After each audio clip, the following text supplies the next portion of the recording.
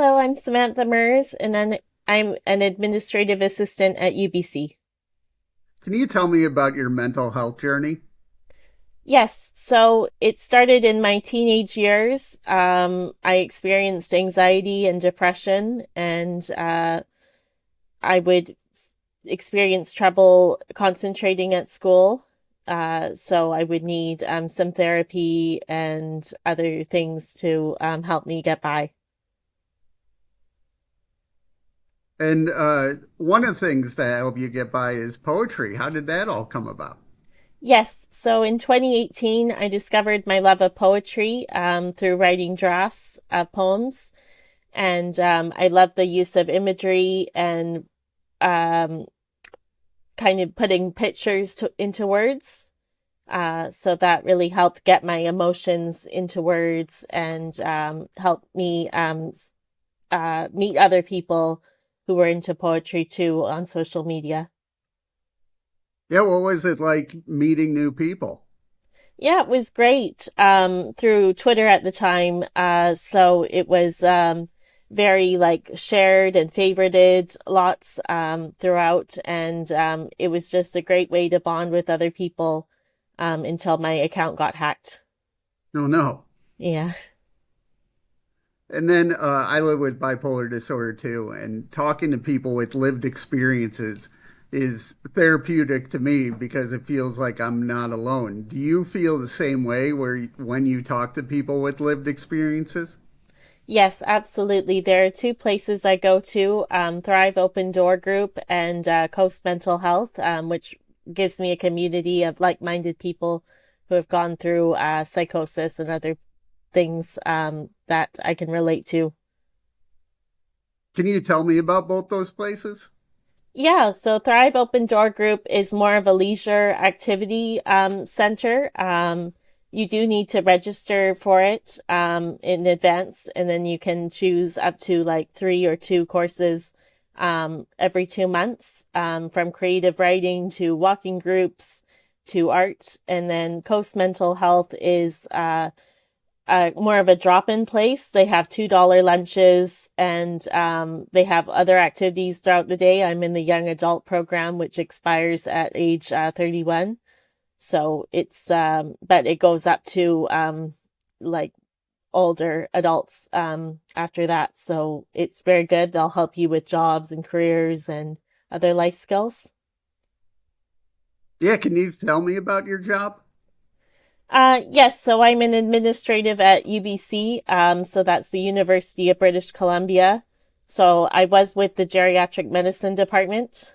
So that was very good. I went there because my grandparents both experienced kind of older age related issues.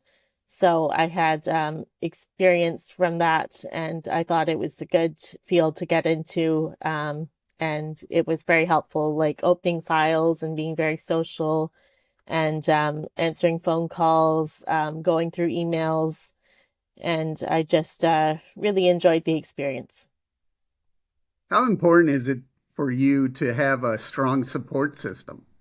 It's very important for me. I think family and friends are probably the most important thing for me going forward. And just when I'm experiencing a tough time, I know that I can reach out to them before things get out of hand and I need like help from other people, for example. What do you do to help your own mental health? Therapy is a big one for me. And I also have a sing in a choir.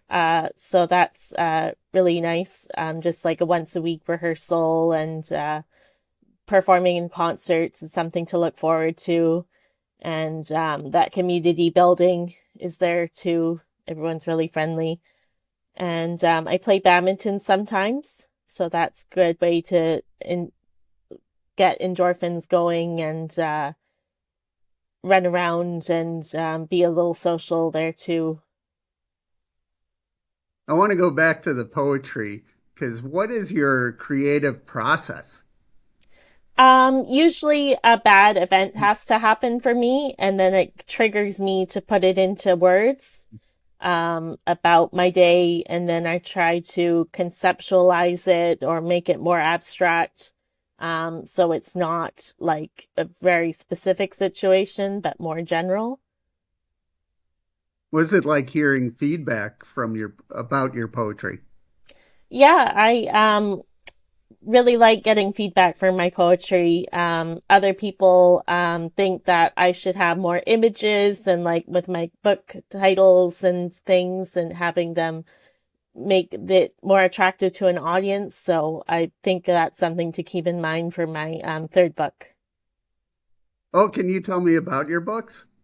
Yes, so I have two books. One of them is called Kazoo, and that's kind of my debut book.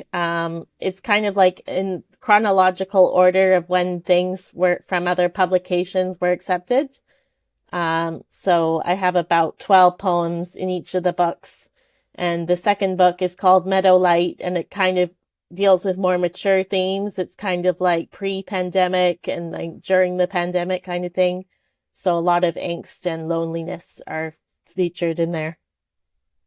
What were some of the challenges you faced during COVID?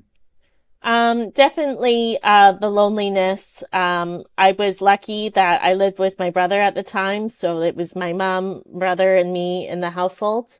So that was our cluster. And it wasn't until kind of later, um, in about like 2021 in the summer where we could kind of cluster in groups of 10 or more. So that was nice. We could be outdoors and be social on the beach and getting together with friends. So that was really nice. But yeah, just the loneliness was really experienced for me, and not being able to sing in person was really challenging. So, What do you enjoy about singing? I really enjoy, being able to be in a group, and, I've been singing since I was 19, so it's good to keep that side of my voice active and engaged, and learning music and sight reading, I think is really helpful too.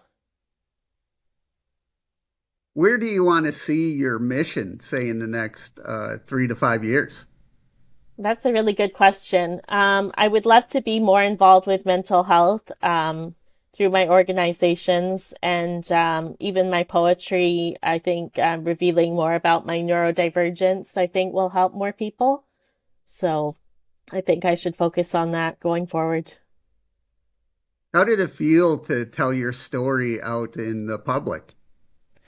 Yeah, the first time I revealed that I was a poet and I had learning differences, it kind of was a bit of a shock to the system for me, because I've always kind of hid and been kind of being like, oh, I'm just quirky kind of thing, rather than, oh no, I've experienced some trauma, and I've experienced issues in school because of the way my brain works, and um, having to make accommodations in workforce and in school, and just keeping that in mind going forward, that my attention may be all over the place. So I have to kind of really concentrate on one task in particular at a time and not multitask and burn myself out. So it's, yeah.